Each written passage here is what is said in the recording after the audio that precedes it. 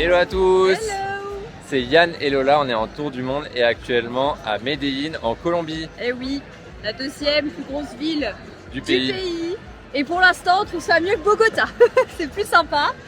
On est arrivé ce matin par un bus de nuit, on a juste eu le temps de poser nos affaires. Et là on va faire un petit tour dans la ville et on commence par le centre. Voilà, classique. Une Et place avec des statues bizarres. assez Mais très connu drôle. ici parce qu'il c'est des statues en bronze qui représentent des gens sous des formes un peu... Voilà. Je sais pas si on a le droit de tout montrer sur YouTube, on va peut-être flouter des passages, mais bon c'est de l'art donc je crois qu'on a le droit. Voilà, on fait ça et puis après on ira faire sûrement le petit musée juste à côté. Ouais, c'est parti.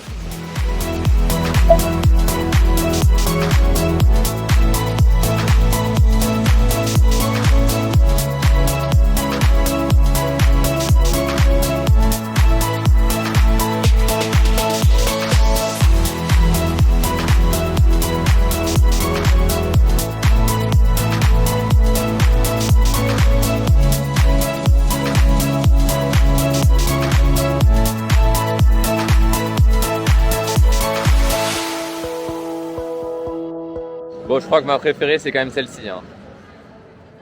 Bonjour madame.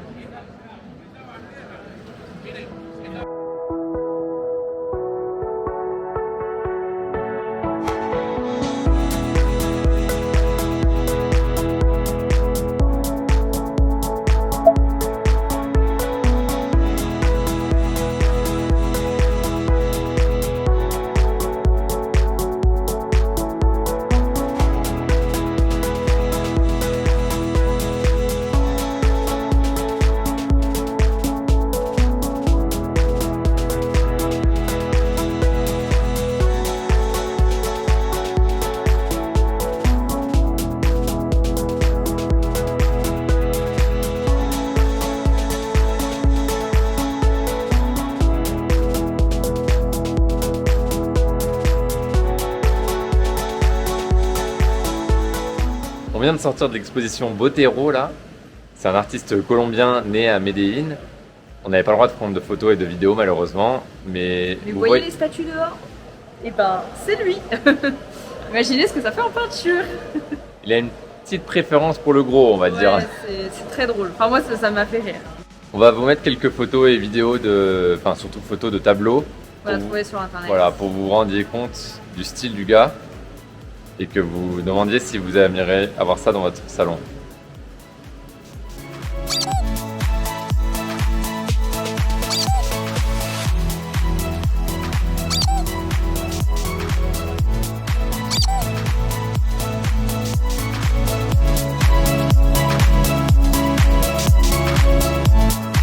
En face du musée, il y avait ce bâtiment assez spécial et ça nous intriguait, donc on s'est dit bah tiens, on va aller voir ce que c'est. Et en fait, il s'avère que c'est l'institut culturel et patrimoine de la région. Voilà, bon, c'est joli, c'est gratuit, on s'est dit on va aller faire un petit tour dedans.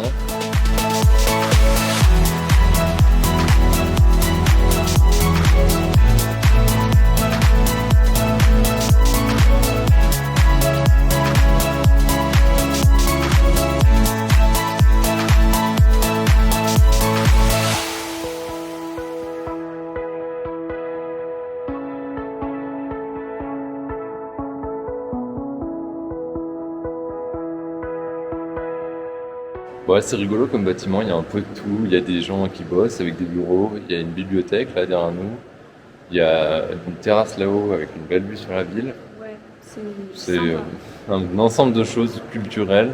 Les gens ils viennent là pour aller à la bibliothèque, pour bosser, pour lire. C'est cool que ce soit accessible. Voilà, après cette première petite journée à Medellín, on vient d'arriver à notre hostel et maintenant c'est moment détente, calme, repos. On va aussi planifier la suite du voyage, réserver les prochains hôtels, les prochaines excursions, commencer le montage du prochain vlog. Voilà, c'est aussi tout ça le voyage, c'est tout ce qu'on montre pas, c'est des journées dans les transports, des journées à l'hôtel, des journées à préparer les prochains jours et tout. C'est pas que s'amuser, mais bon, ça fait partie du voyage et c'est pas le plus fun, mais ça fait partie, voilà. Sur ce, je vous laisse, je vous dis à demain et ciao ciao. Nouvelle journée à Medellín, mais cette fois-ci, on ne démarre pas par une visite ou par une balade. Je vous montre ça. Bon, avec cette image, vous allez sûrement deviner. Tadam! Et qui c'est qui se fait couper les cheveux?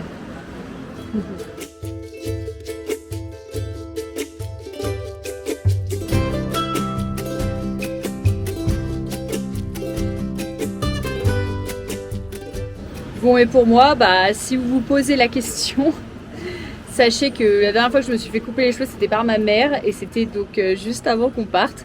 Et avant ça, je crois que j'avais pas été chez un coiffeur depuis 2 ans.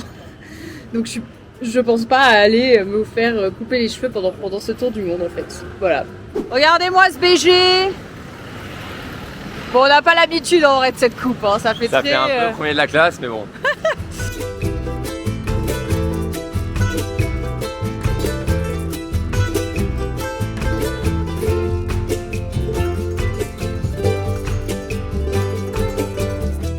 Après le petit passage chez le coiffeur, petit arrêt au jardin botanique de Medellín. En plus c'est gratuit, donc voilà, on s'est dit qu'on allait passer une petite heure ici, histoire de voir ce que ça donne. Oui, vous allez vous coltiner cette tête toute la journée.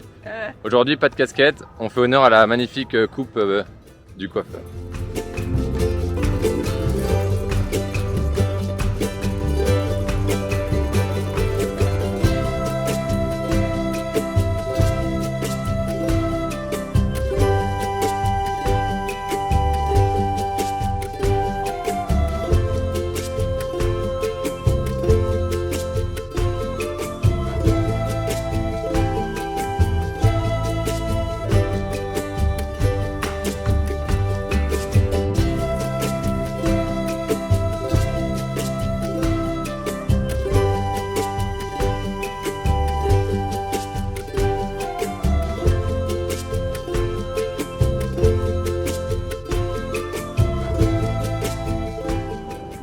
D'accord, ça fait des orchidées. Oh! Tu crois que c'est ça? Bah ouais, je pense. Parce que ça s'appelle l'orchidéo Manos. Rama. L'orchidéo Rama.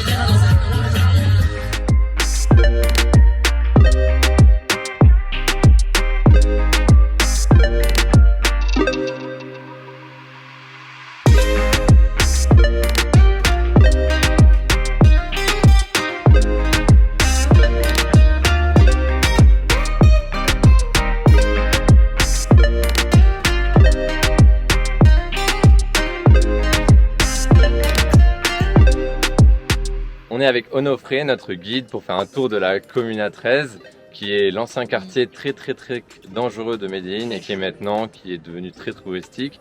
Et grâce à lui, on a pu voir la partie touristique, mais aussi la partie un peu moins touristique. C'est là où on est actuellement, c'est plus là où les gens vivent, les locaux. Voilà, merci Onofré. C'est un vrai plaisir de faire ça avec toi. Bienvenue, bonjour. Todos bienvenidos, los espero para mostrarles más allá de la historia que todos repiten, pero para que vean otra realidad. Si. Claro, gracias Onofré. Gracias. Et on continue le tour. Oui.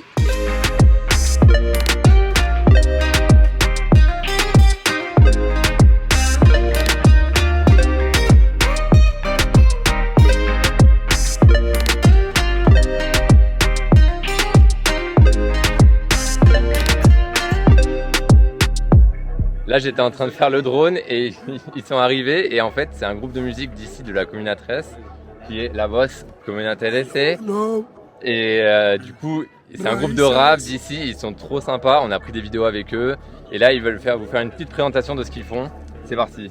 Que yo, interconexión como una 13 dirty con la Francia, pa' que vean cómo se rapea con elegancia. Lo que hacemos cerca aunque tenga la distancia, porque no existe nada que esto es la fragancia del rap propio, la cultura hip hop, que en el barrio hizo la transformación igno. Lo mejor de todo sonando como Slick, no, sean todos forever welcome a mi neighborhood.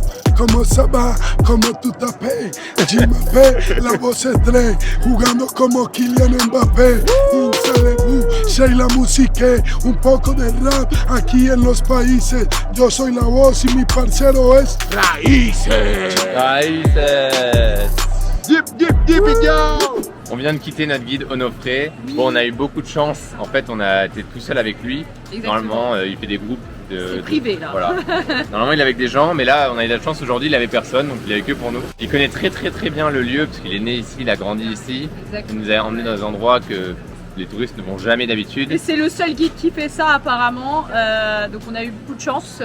On a même eu une entrevue avec un ancien militaire qui a été aussi s'est battu avec les guérillas, les paramilitaires, qui nous a expliqué un peu toute la vie qu'il y avait à l'époque et tout.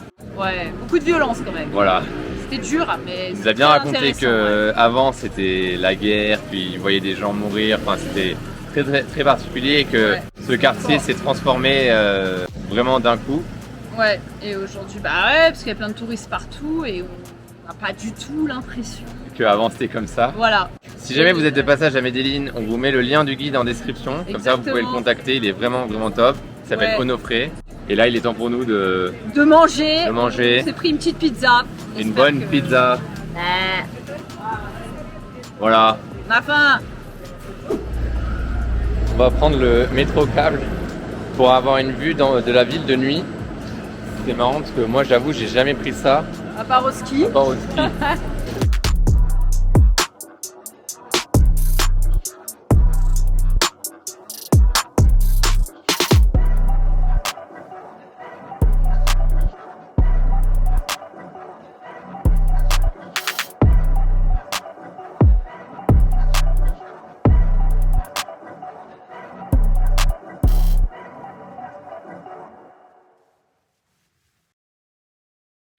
Aujourd'hui, déjà c'est le retour de la casquette.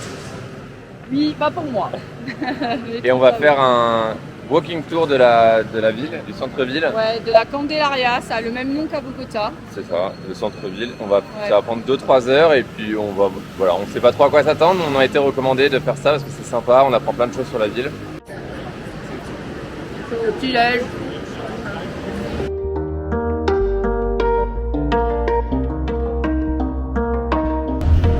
If I tell you that I am a paisa,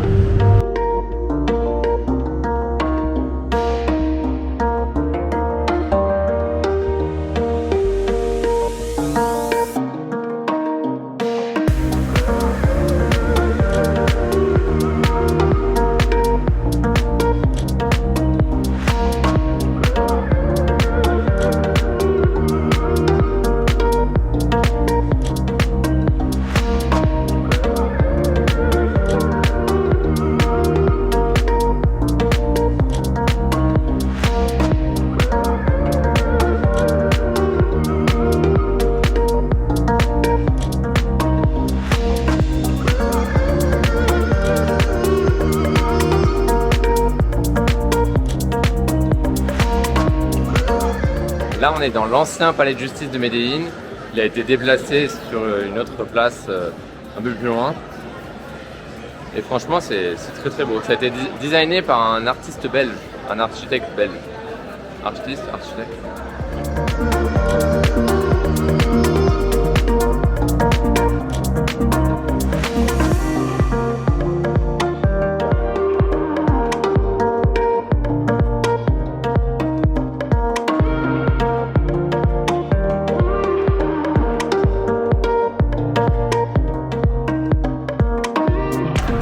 there's a very easy way to find out who got the original.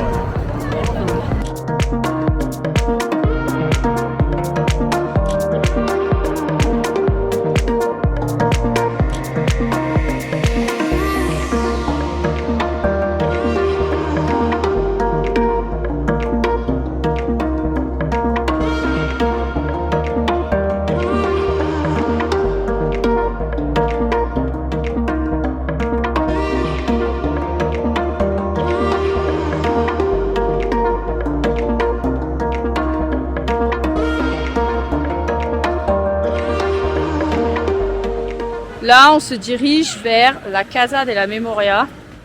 Alors on pense, parce qu'on n'est pas sûr, que c'est un musée sur sûrement les événements historiques qui ont pu se passer à Medellín. Et voilà, à garder en mémoire pour la population, pour l'histoire, pour pas que ça se reproduise sûrement. On va voir ça.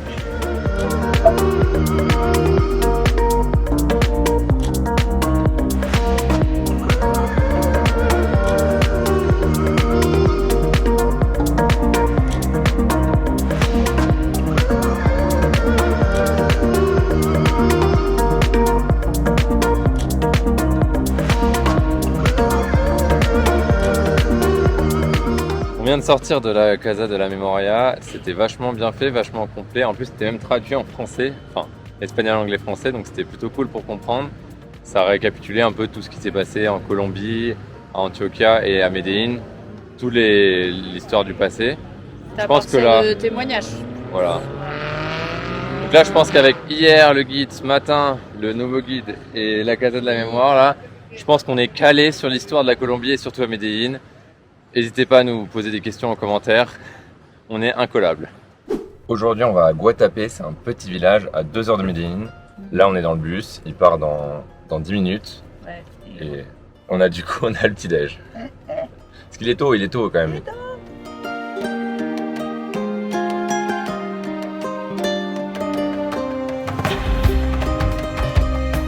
Avant d'aller à Guatapé, on s'arrête à la Piedra qui est un gros rocher, un promontoire. Ouais, promontoire. Sur toute la vallée de Guatapé, le petit village, le réservoir, donc l'espèce de lac qu'il y a tout autour. C'est le gros rocher derrière nous. Ça nous costaud. Il y a 700 marches. Bon, après avoir fait la cité perdue, c'est rien, c'est une affaire. Ouais, mais là on est presque à 2000 mètres, donc voilà, c'est parti pour l'ascension.